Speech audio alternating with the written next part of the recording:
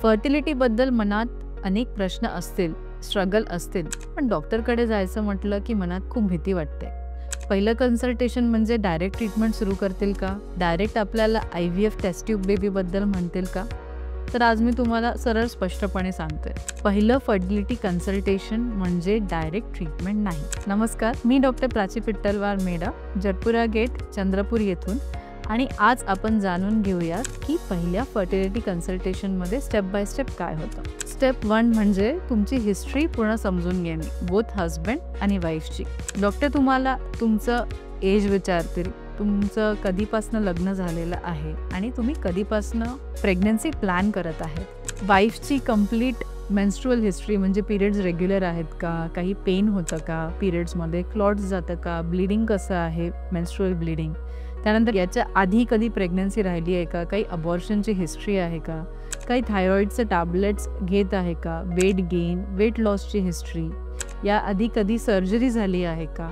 त्यासोबत मेल पार्टनरचं पण एज, ते काय ऑक्युपेशन, त्यांचं काय ऑक्युपेशन आहे, म्हणजे असं काही आहे का ज्याच्याने त्यांच्या शुक्राणूंवर परिणाम होईल, किंवा ते काही त्यांना काही ॲडिक्शन आहे का, दारू, खर्रा, तंबाखू, अल्कोहोल, किंवा अशा काही सवयी आहे का ज्याच्यामुळे शुक्राणूंवर परिणाम होईल, किंवा त्यांची कोणती लहानपणी सर्जरी झाली आहे, मम्सची हिस्ट्री आहे, किंवा त्यांची हायड्रोसिल हर्नियाची हिस्ट्री आहे, किंवा त्यांना काही मेडिसिन्स सुरू आहेत का ज्याच्याने स्पर्म क्वालिटीवर परिणाम होईल. तर हिस्ट्री घेणे म्हणजे एकमेकांवर ब्लेम करणे किंवा ब्लेम करण्याची ही जागा नाही आहे, तर ही समजून घेण्याची पहिली पायरी आहे. दुसरा स्टेप म्हणजे इन्व्हेस्टिगेशन. तर डॉक्टर तुम्हाला काही बेसिक इन्व्हेस्टिगेशन सांगतील जे प्रेग्नन्सी प्लॅन करण्याच्या आधी गरजेचे आहे. म्हणजे तुमचं CBC कंप्लीट ब्लड काउंट, ज्याच्यामध्ये तुमचं हिमोग्लोबिन, प्लेटलेट्स तपासले जातील, तुमचं थायरॉईड, तुमचं फास्टिंग शुगर, प्रोलॅक्टिन लेवल्स, तुमचं अल्ट्रासोनोग्राफी,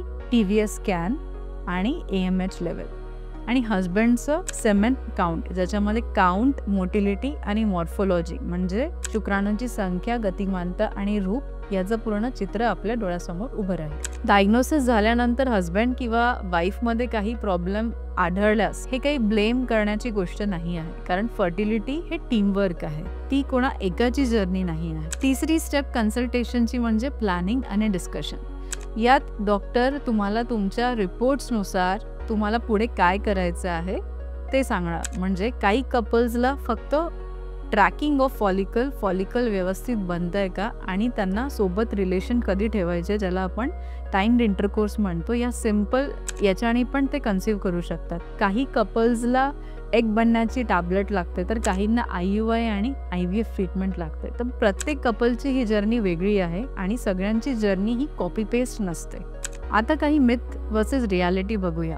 डॉक्टरकडे गेला म्हणजे ट्रीटमेंट सुरू, तर असं काही नाही. डॉक्टर तुम्हाला गाईड करतील तुमच्या फर्टिलिटी जर्नीवर. डॉक्टरकडे गेलं म्हणजे IVF टेस्ट ट्यूब बेबी, तर असं काही नाही. प्रत्येक कपलला IVFची गरज नसते. डॉक्टर ब्लेम नाही करतील, तुम्हाला सपोर्ट करतील.